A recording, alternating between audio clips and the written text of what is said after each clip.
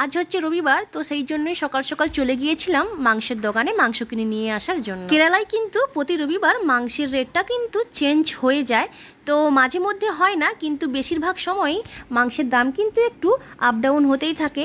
আজকে দোকানে গিয়ে জিজ্ঞেস করলাম যে মাংসের কেজি কত করে নিচ্ছ, বললো 180 টাকা। তো সেই জন্যই 200 টাকার মাংস নিয়ে এসেছি, আর সাথে কিন্তু এতগুলো পা। এখানে কিন্তু পা ফ্রিতে পাওয়া যায়, হ্যাঁ ঠিক শুনেছ, আমাদের এখানে কিন্তু পা কেউ খায় না, কেরালার মানুষজনরা কিন্তু এই পাগুলো খায় না, সেই জন্য কিন্তু পাগুলো ফ্রিতেই ওরা দিয়ে থাকে। তো সেই জন্যই কিন্তু মাঝে মধ্যে নিয়ে এসে খাই।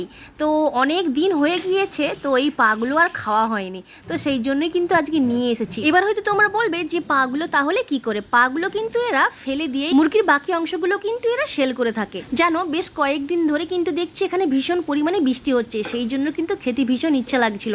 এই যে এইগুলো এখন পরিষ্কার করে নিয়েছি, এইগুলো কিন্তু এখন রান্না বান্না হবে। আর হ্যাঁ, তোমরা জানিও কারা কারা মুরগির ঠ্যাং খেতে ভালোবাসো। আমি তো ভালোবাসি, কিন্তু যারা যারা ভালোবাসো তারা একটা করে কমেন্ট করে যাও।